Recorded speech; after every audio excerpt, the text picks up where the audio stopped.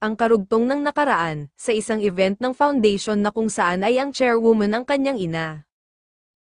Isang general hospital, gulat na sabi ng mga nanunood at nakikinig na mga taong kilala sa lipunan. Oo, kahit 5 lokasyon sa buong bansa, sabi ng chairwoman.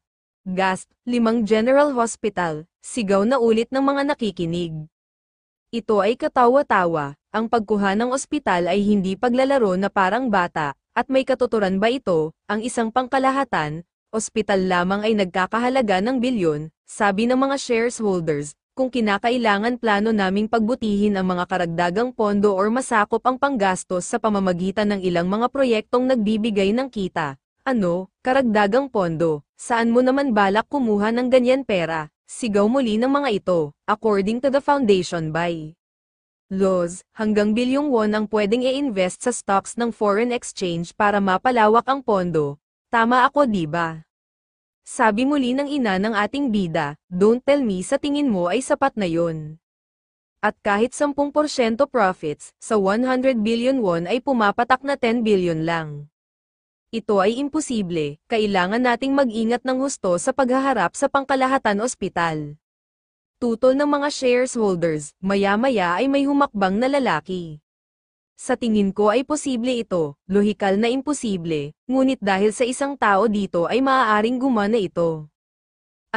Sino iyon? Ito ay si President Jiang Tae-san na nandyan. Si Jiang Tae-san, Director Son, si Jiang Tae-san ay... Siya ay first-year university student, naniniwala din ako na posible. At kung si Jiang, maaari siyang makabuo ng hindi bababa sa 2 o 3 beses na profit sa isang taon. Sabi ni na Lawyer Joe, bakit ka pumapayag sa kanya? Director Cho, sinasabi ko sa'yo na ito'y imposible, saan umiiral ang ganitong uri ng nakababaliw na margin exist, kahit na ang mga napakalamig na bilyonaryo ng stock market online karamihan ay mga scammer, at best na gumawa sila ng ilang daang bilyon, magpaliwanag ka Junior, sabi ni Mr. Son, sa ating bida, at this rate iisipin ng mga senior na mayabang ka lang. Nakangiting biro ni Lawyer Joe, sa ating bida, I am Jiang Tae-san, freshman sa Law Department at hayaan niyo akong magpakilala ulit ng formal, to be perfectly honest in front of all my seniors, lahat ng pondo ay pagmamay-ari at pinamamahalaan ng aking ina, at lumawak ito dahil sa akin, lumawak paano, since high school nag-invest na ako sa stocks and various derivatives at nakaipon ng funds, at ang halagang naani ko sa mga nakaraang taon ay lumampas na sa 2 trilyong won. 2 trillion, napanganga na bulong ng mga ito at hindi makapaniwala. That absurd, talaga bang dapat tayong maniwala dyan? Walang ganoong ani ng investment saan man sa mundo. Maaari niyong suriin ang data sa iyong sarili upang kumpirmahin ito, sabi ng ating bida, sumulyap ang ating bida sa 2 babae, para iutos at ibigay ang mga ilang pirasong documents na kanilang hawak, agad na intindihan ito ng 2 babae at agad sumunod, at ang bawat isa ang mga kilalang mga personalidad, ay binigyan nito ng hawak na papel, agad binasa ng mga ito ang nakapaloob sa papel at gulat na gulat ang mga ito, sa nabasa, gasp, hindi ito maaaring maging totoo. Ito ba talaga ang profit ni President Jiang Tae-san? Gulat na sabi nito, ang data sa financial bookkeeping na inyong tinitignan ay hindi nagsisinungaling. Paano mo nakamit ang ganoong mga pagbabalik? Biglang naging formal ang tono niya. Hey! Bulong ng ating bida, na nangingiti, bumuo ako ng mga undisclosed investment program.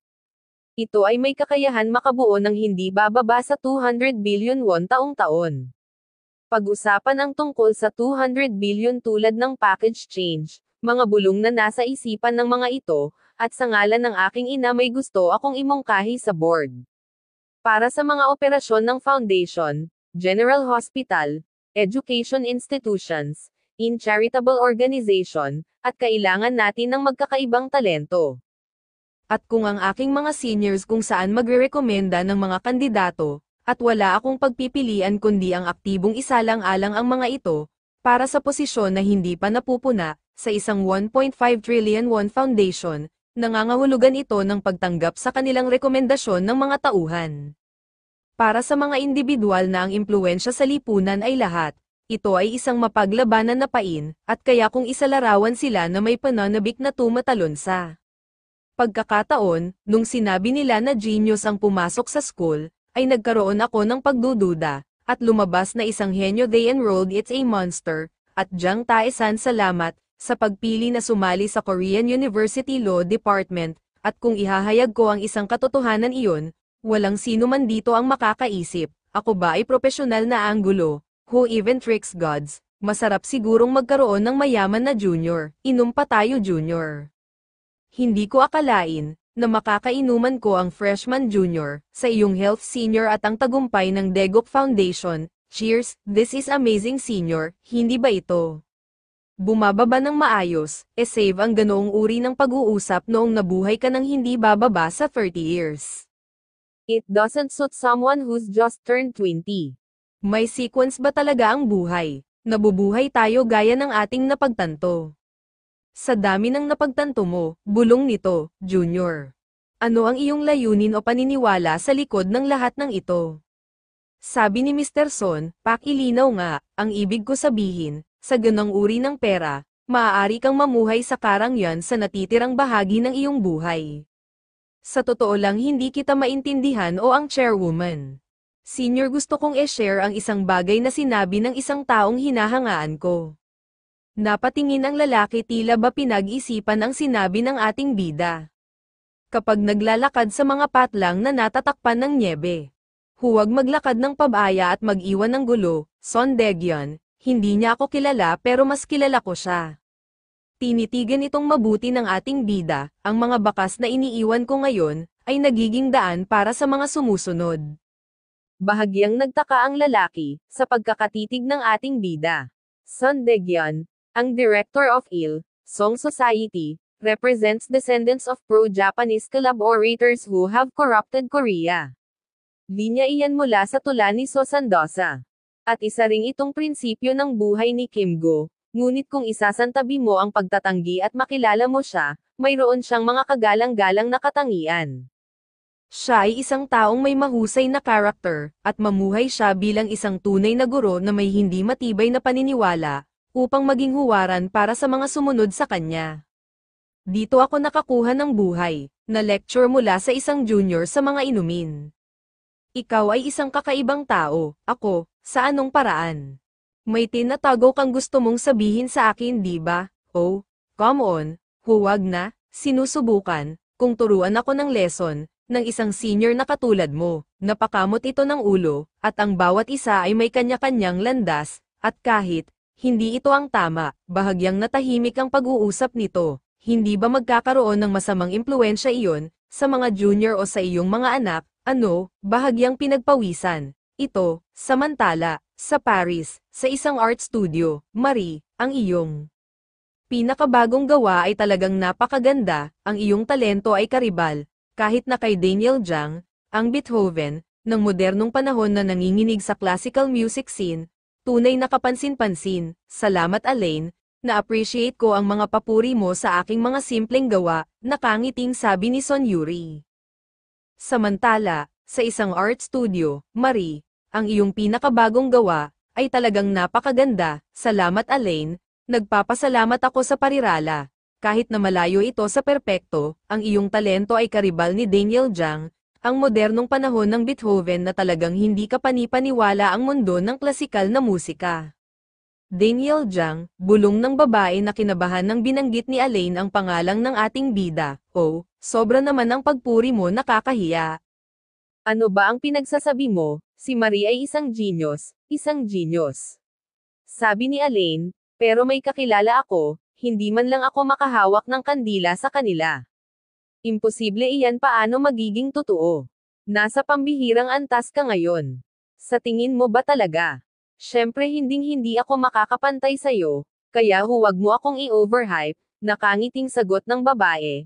Don't tell me, yan ang dahilan kung bakit mo tinanggihan ang nararamdaman ko all this time, yung taong, yun. Yung nagpapatibok ng puso mo, pasensya na. Pero, oo, at siya ang mahal ko. Well then Alain, See you next time. Matapos magpaalam ay agad kumilos si Yuri, para umuwi. Habang naglalakad ito ay tumunog ang kanyang cellphone. Agad niya ito sinagot, "Yes ma'am, ang dad mo ito." "Yuri, kumusta ka na?" Bahagyang nagtaka ang babae.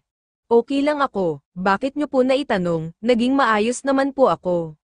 "Mabuti naman kung ganun, sige po, medyo busy po ako ngayon." "Yuri, I'm sorry, ano po, gusto ko lang mag-sorry sa lahat." "Dad," bahagyang, lumabas ang luha ng babae sa kanyang mata. "Na kahit ganun sana matapos mo ang pag-aaral mo sa France. Alam kong binigo kita, pero sana maintindihan mo, na bawat desisyon na ginawa ko ay para sa'yo. Mahal kita Yuri." "Yuri," muling tawag nito, "Dad, ang lalaking iyon ay kahanga-hanga." "Ano po, si Tae-san, ang lalaking iyon, ay isang tunay na lalaki, ha?" Nagtataka pa rin si Yuri, "Ang iyong paghatol ay palaging mas mahusay kaysa sa akin." Yuri, matapos mag-usap, ay nagpatuloy ito sa paglakad. Ngayon sa pamamagitan ni Dad, ay nakatanggap ako ng paghingi ng tawad, sa pangalan ni Jang Tae-san. Samantala, sa kalaliman ng gabi, habang masayang maririnig ang masayang tugtugin. Habang nakapatong ang kamay sa ibabaw ng lamesa, habang sinsabayan ang mahinang pagkatok nito. "Ito ba ang bagong song, Director? How is it? Karapat-dapat bang pakinggan?" "Director, nakakapagtakang bitawan natin ito ng ganito lang ito." Parang isang pirasong lumalampas sa panahon, habang nakaturo ang daliri nito paitaas. "Director, ang boses mo ay hindi ka pani-paniwala, dapat magdebo ka bilang singer. Ikaw ay may natural na talent, parang kaya nitong sakupin ng buong mundo. Hahaha, tigilan mo nga ang pagpupuri sa akin, I'm doing just fine without the boting, hindi ba? Dapat ka pa rin maglabas ng kahit isang album." Sinabi ko ng hindi, ako ay masyadong abala. No, ang ibig kong sabihin ay ang bagay na iyon." "Anong bagay?" "Ang Beethoven Reincarnation, kailangan muna nating itayo ang kumpanya, para makakuha ng kahit kaunting slice ng pie, at alam mo." Bahagyang napalaki ang mata ng ating bida, "Sa tingin mo mabebenta ito?" Ang YouTube video ay may mahigit 50 million views, at ang sinumang mahilig sa klasikal na musika ay malamang na nakakita nito. At kung maglalabas ka ng album, ito ay garantisadong malaking hit. Pag-iisipan ko, at tungkol naman para sa kanta kanina. Maganda ka na rin ng choreography ha, teka, maaasahan ba talaga ako? Ang mga bata ay nakaantabay lang, handa na kaming i-record ang choreography. What? Already? Maaaring hindi ko ito ihanda, alam mo na, si Sorayan. Kahit saan nagyayabang na niregalo ng kanyang opa ang susunod na kanta kasama ang choreography, at kinuwento na niya ang lahat. Director Wang, napakatahimik mo talaga sa multitasker, na iyan, hehe. Tara na, agad tumayo ang dalawa at naglakad palabas, ang mga bata ay lumaki na. Sa larangan ito ay may nagsasabi, na lahat ay sumasang-ayon, at anong sabi, kapag ikaw ay naging isang nangungunang bituin, ang iyong buong katawan ay naging balabal, sa isang hindi mahihigit na aura. Come on, hindi pa sila masyadong top star diba? Binuksan nito ang pinto, at agad nagulat ito sa nakita. Ha, ano ito? Wow, sobrang nakakasilaw, isang grupo na nagsasayaw na puno ng liwanag.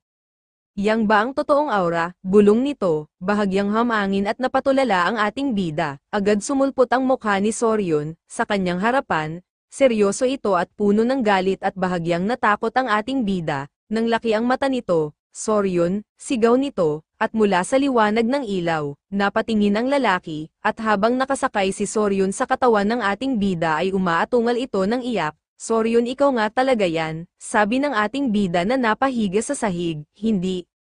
Ito ang parehong teenager na babae na amoy school uniform noong araw," bulong ng ating bida. "Director," sigaw ng mga grupong babae. "O paano ito? Anong, nalilitong sagot ng ating bida. "Naamoy ko ang amoy ng hindi pamilyar na babae sa ibabaw mo." Para siyang multo," bulong ng ating bida. "Soryon, kailangan mo maunawaan, ang direktor ay nasa kainitan ng dugo sa kanya edad." "Ha? Kainitan ng dugo?" Agad nagsayawan ang grupo ng mga babae. "Director, miss na miss ka na namin." "Hindi, Lumayo kayo sa opa ko, sigaw ni Soryon, meron bang masarap ngayon? Nagugutom ako dahil sa diet na ito kamakailan, ikaw, little brat sa tingin mo ba? Ang director ang iyong babysitter, pumunta ka sa grupo at magsama. Sama kayo, sabi ng manager nila, ang direktor ay isang abalang tao, naglaan siya ng oras ngayon, para mag-record ng bagong kanta para sa inyo, kaya simula ngayon, wala nang laligagang, kailangan yung sumikat ngayon para hindi ka nababawasan ng mga juniors mo mamaya. Kabisado nyo ba ang lahat ng sheet music? Yes, director. Sagot ng mga babae, simula ngayon, personal na kayong tuturuan ng direktor ng basic choreography. Make sure na matututunan nyo itong mabuti, director. Handa na ang iyong damit sa dressing room. Please change, bago tayo magsimula. Ngumiti ang ating bida at agad pumunta sa dressing room. Director, bakit ka natatakot sa kanya? Katulad ni Director, ang aming chairman, nanghiram ka ba ng pera sa kanya o ano? Opo, are you doing shady loans? Ang antas ng iyong imahinasyon, at maya-maya ay nagulat ang mga ito sa nakita, napanganga ito at nanglaki ang mga mata nito. Director, ang ating bida ay sexy sa kanyang kasuotan. Litaw ang mga muscle nito. Opa, no. Huwag kayong tumingin, ako lang ang dapat tumingin, sigaw ni Soryon.